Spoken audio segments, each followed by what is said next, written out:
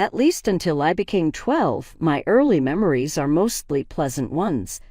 That marked a change in everything. That dawn reminds me just as it was yesterday. Mom was wailing in their bedroom as my dad was packing. Confused and terrified, I stood in the door of my room and watched him down the stairs carrying 2 big suitcases. There is no justification. There's no farewell hug. Not anything. Just the sound of the door closing and his automobile roaring to life in the driveway. Though I thought he would come around at any moment, I hurried to the window and saw his silver Honda vanish down our street. He failed, though. Mom was in the kitchen later that day. Her red and swollen eyes from sobbing caught me. "Why did Dad drop off?" I inquired, hoping she may help me sort through all of it. She slapped her coffee mug down so forcefully I jumped. "Because he is a cruel, selfish person, Shyla. He dropped his own child and doesn't even pay child support. Your father is a man of that sort." Back then, I knew nothing about child support, but Mom's voice's hostility terrified me. This is not how I had seen her before. She cut me off forcefully when I tried to probe more. "Just ignore him. He has not earned our tears." First, I couldn't stop thinking about Dad. At night, I would lie awake wondering whether I had done something wrong, if only somehow this was my fault. I kept expecting him to show up or phone my university. Nevertheless, he never did. The agony began to lessen as weeks stretched into months. Mom correctly said, "He was a traitor having turned away from us." Trying to be the perfect daughter for Mom, I pushed myself into school and my interests. After Dad left, she seemed so shattered. I wanted to make her happy. Just the 2 of us established fresh routines. On Fridays, we would have pizza and movie evenings. Occasionally, she would let me assist her in the garden on weekends. Though everything was different, we were managing. Mom then began dating once Dad left roughly 2 years ago. Steve entered our life at that point. At first, he appeared friendly enough, giving Mom flowers, driving us both to supper, and inquisitive about my education. Looking back now, though, I ought to have spotted the warning signals. About 3 months into their relationship, he stated one evening, "Your mom tells me you've been staying out late with your friends." Though his voice was laid back, there was something in his gaze that unnerved me. "Just until 6, I declared. Mom said it was okay." Though it didn't reach his eyes, he smiled. "Well, things will be somewhat different here from now on. A 14-year-old girl need organization." I recall staring at Mom, hoping her response would be one of advocacy for me. She simply clutched Steve's hand and grinned fiercely at him nonetheless.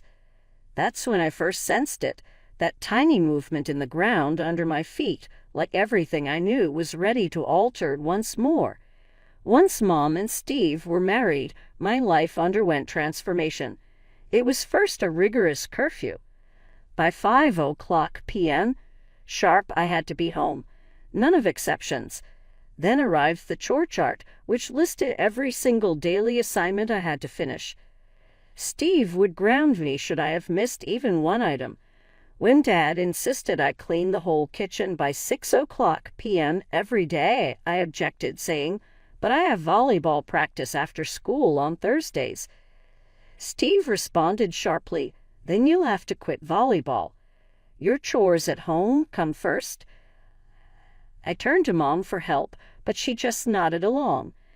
"Steve's right, darling. You will wind up like your father if we fail to instill discipline in you." Every time I grumbled, she said, "Or you'll end up like your father." It stung every time, and for even challenging Steve's policies, I felt horrible. The regulations continued to mount up. After 8 p.m., I was not let use my phone. Steve could check on me from the kitchen table, hence my homework had to be done there. Rarely was permission obtained for me to get out with pals. Even my wardrobe became a problem. Steve insisted on authorizing my clothes before I departed for college.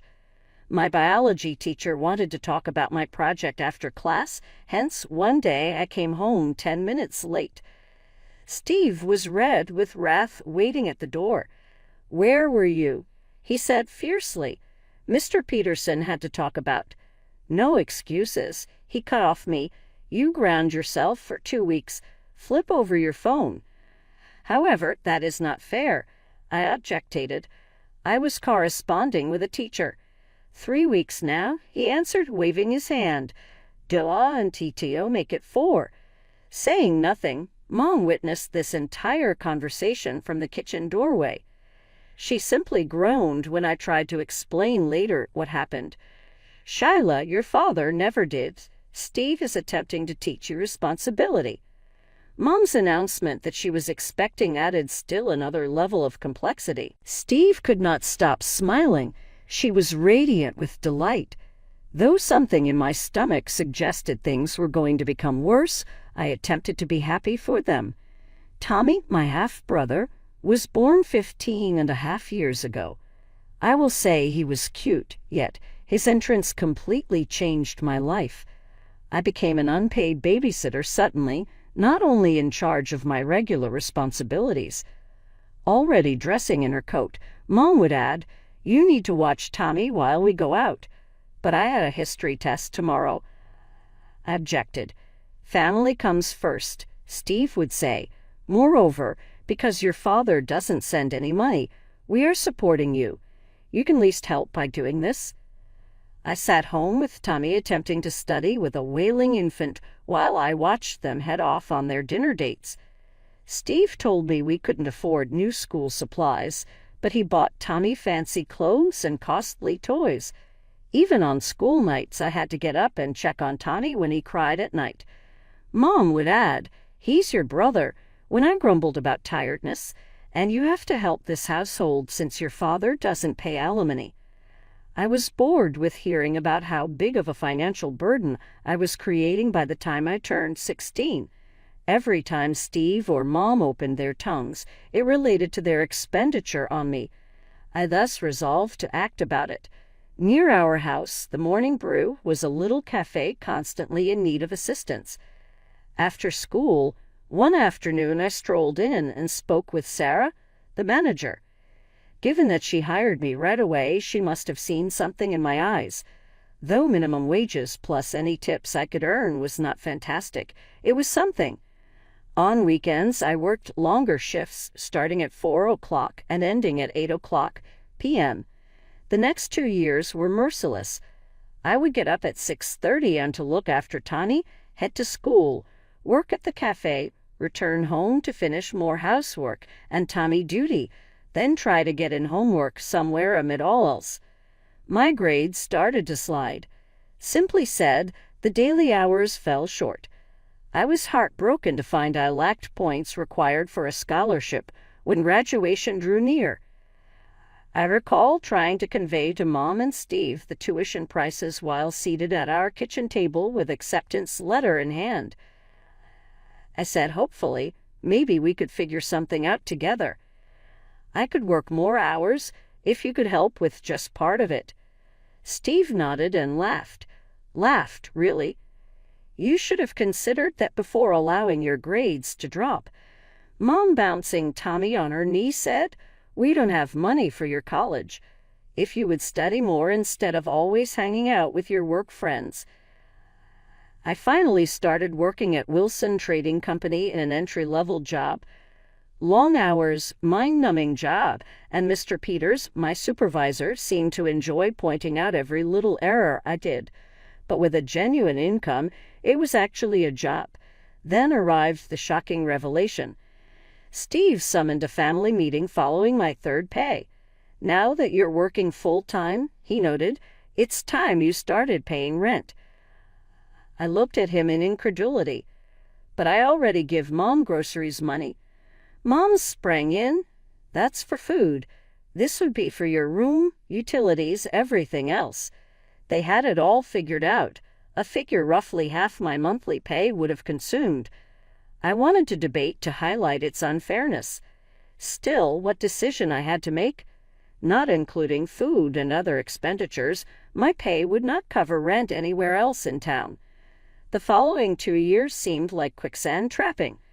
Every month, I turned over a portion of my pay to Steve and Mom for Tommy's private swimming lessons and pricey toys. I wore the same clothes I had since high school in meantime. I lowered my head, though, and worked hard. Mr. Peters finally saw. He suggested me for a supervisor's opening that came available. Though not very much, the raise brought with the promotion was sufficient. Enough to enable at last escape. I came into a little one-bedroom apartment right across town. Though the neighbors were noisy and the paint was flaking, it was mine. Mom hardly turned around from tutoring Tommy on his homework on the day I moved out. She only advised, "Make sure you leave your key." Living on my own presented challenges. Though modest and in need of repairs I couldn't afford, at least it was mine. I stayed on at Wilson Trading, grabbing every overtime shift available. Still, barely enough remained to save after utilities, rent, and basic needs. While I stayed in the same place, I would see colleagues with college degrees rising the corporate ladder. "Shyla, you're one of our best workers, but without a degree, there's only so far you can go here," my manager had even personally said. College stayed only a far-off fantasy. During my lunch break, I would occasionally check university websites calculating tuition costs and always running short. Every scholarship I came across needed either full-time student status, which I couldn't afford, or better high school marks than I had. Mom and Steve hardly gave calls. Usually, Mom was inquiring whether I was attending Tommy's school functions or soccer games when they did. Usually, I came up with excuses. Seeing Steve shine with pride while my mother pounced over her ideal son made me sick. Then arrived that evening shortly after my 22nd birthday. Someone knocked on my door as I was preparing leftovers from China. My heart stopped as I peephole through. There he stood, my father, looking 10 years older than he ought. "Shyla," his voice was precisely as I had recalled it. "Please, can we discuss?" I felt initially like slamming the door in his face. How crazy is him showing up after 10 years? But I stopped because of something about his look. He appeared almost weak and unwell. 5 minutes, I responded, keeping the door chain on. "That is all I ask," he answered. Took off the chain at something in his voice. Sitting at my little kitchen table, he shook slightly and turned down my automatic offer of coffee. Up close, he appeared much more pale and emaciated, unlike the robust, self-assured man from my early years. His voice almost above a whisper, he started, "I need to tell you why I left. I am not your biological father." The words really strike me like a physical blow. I dropped down hard on the chair across from him. "What?" "I had suspicions," he said in a firm voice now. "Your mother had been acting peculiarly, guarding her phone. I stumbled into messages.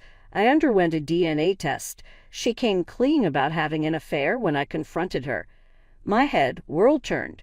To ground myself, I held the table's edge. "She begged me to forgive her," he said. "Then I couldn't stay. I saw her treachery every time I looked at you.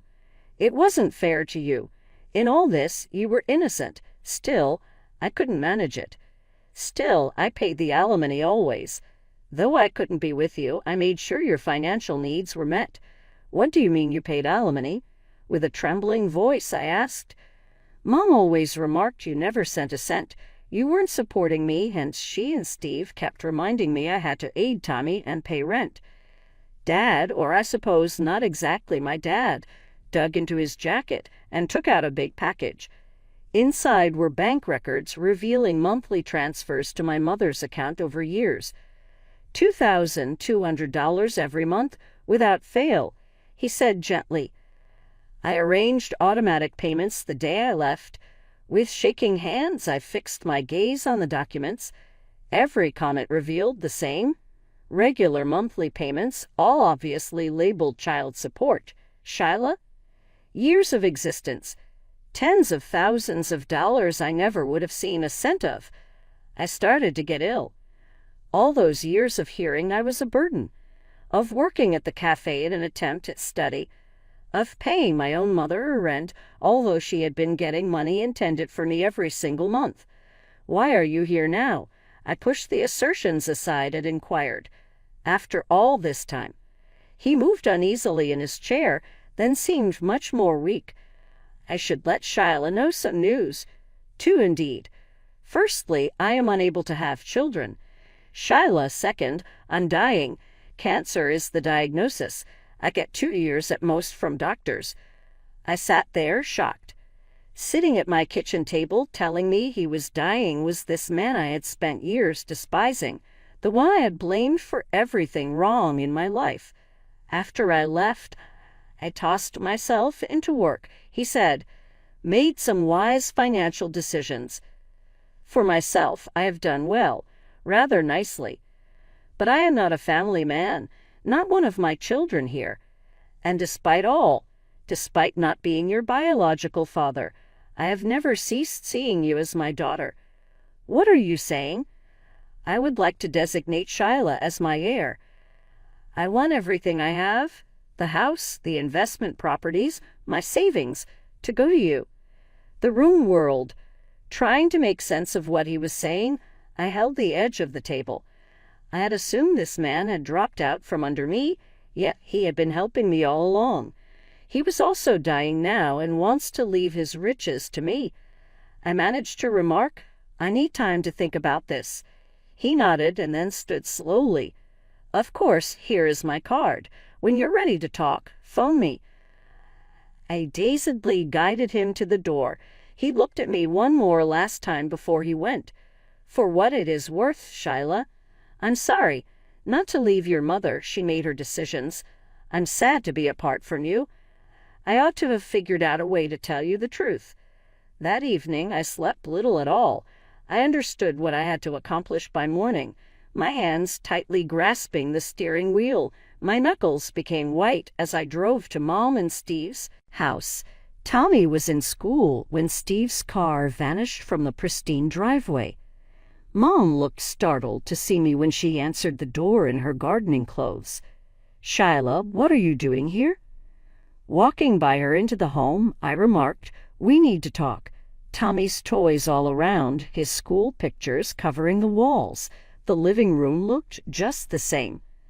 Dad dropped over to see me yesterday. Mom froze midway toward the couch. What? Indeed, a fascinating discussion. He intends to name me his heir. He seems to have done fairly for himself. She what? Mom became red on her face. After abandonment, after refusal to pay a cent in child support, and you're just going to forgive him because he's got money now. I found it impossible to control. Mom stepped back as I began laughing, a sharp, bitter chuckle. That's rather humorous, Mom. Truly funny. For 6 years, he handed me his bank records, included $2,000 in child support payments every single month. Where, Mom, did all that money disappear to? Since it most definitely did not reach me. She lost color from her face. Shyla, and that's not even the best part, I said, removing the bank records from my suitcase. He also explained to me his actual leaving motive, with relation to the DNA test about your affair. Mom dropped her hands, shaking onto the couch. You not understand. Oh, I really do understand exactly. You lied for years after cheating on him and being pregnant with me. Then you lied some more when he left after learning. You utilized his money, meant for me, for yourself and your newly formed family. I could have used that money. Mom shot out, you realize how hard it was being a single mother.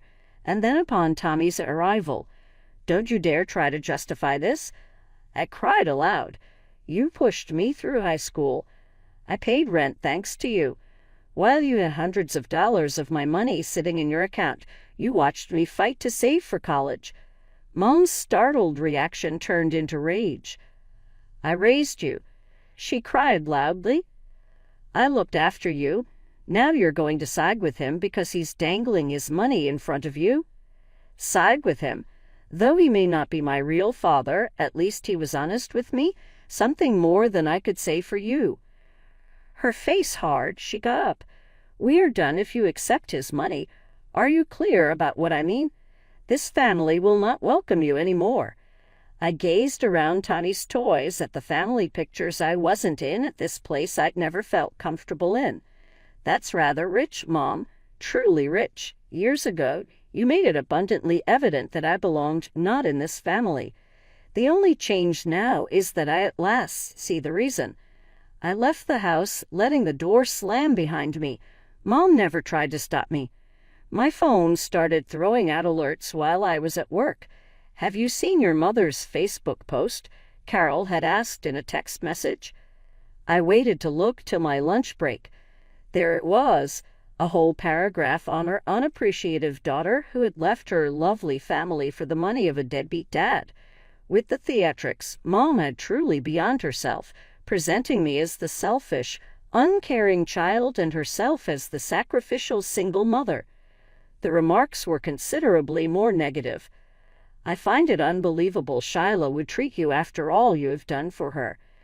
She was a challenging child always. Money shapes individuals. People who hadn't bothered to get in touch with me years ago were suddenly authorities on my life.' As I started writing my reply, my fingers shook.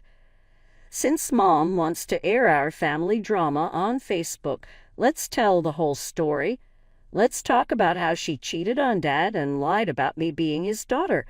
Let's talk about the DNA test that made him leave, and while we're at it, let's talk about the $22,000 monthly child support payments he made for 6 years, money I never saw a cent of. I have the bank statements to prove it. Where did all that money go, Mom?'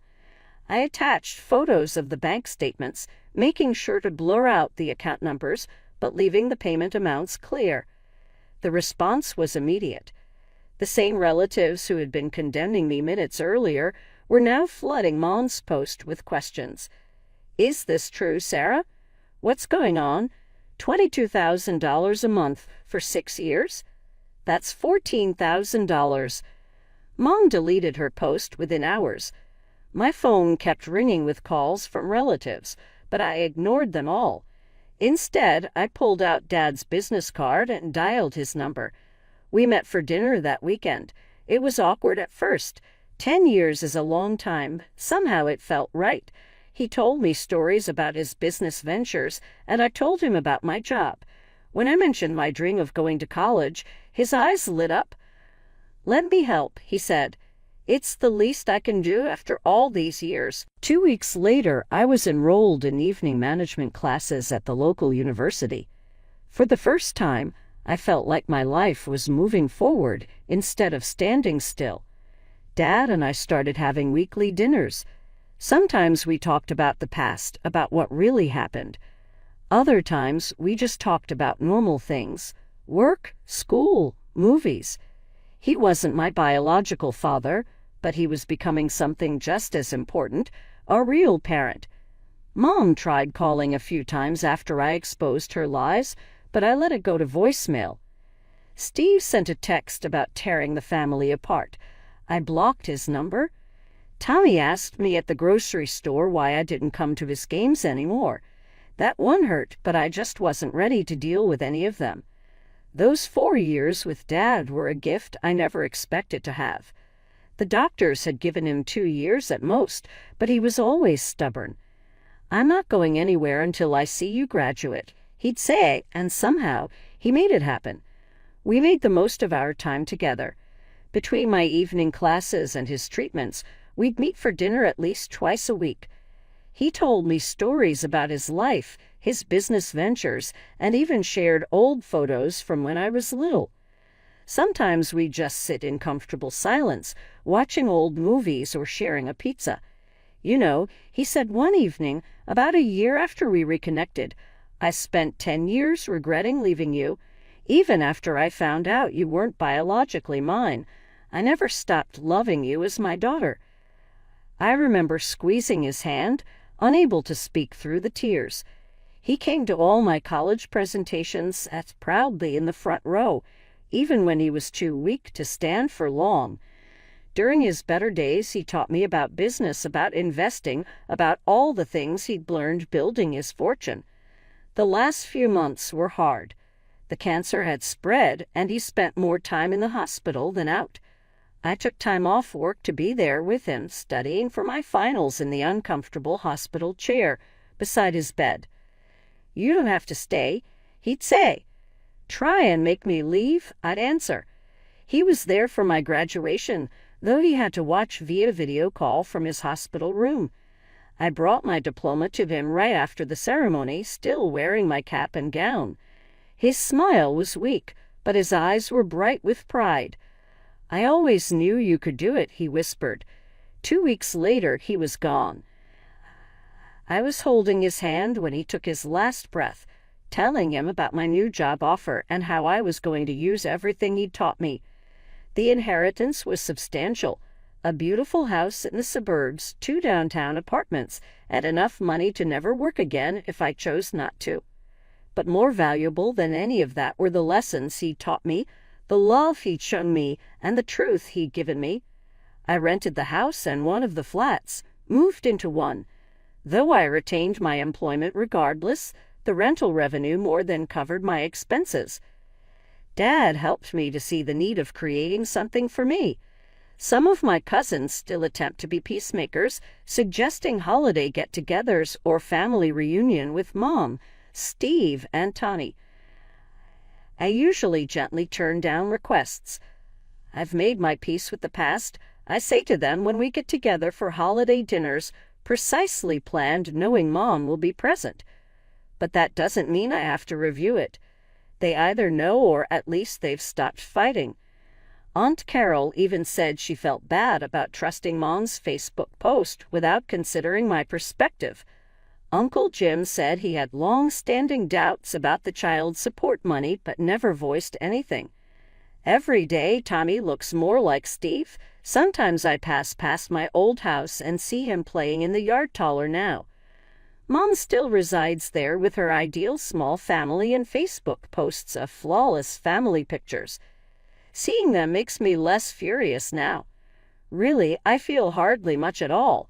Family, Dad told me, is about love, truth, and choosing to be there for someone, even if it's difficult, not about blood. Twice he decided to be my father, first when Mom married him, then once more upon his return into my life. That implies more to me than any biological link could ever allow.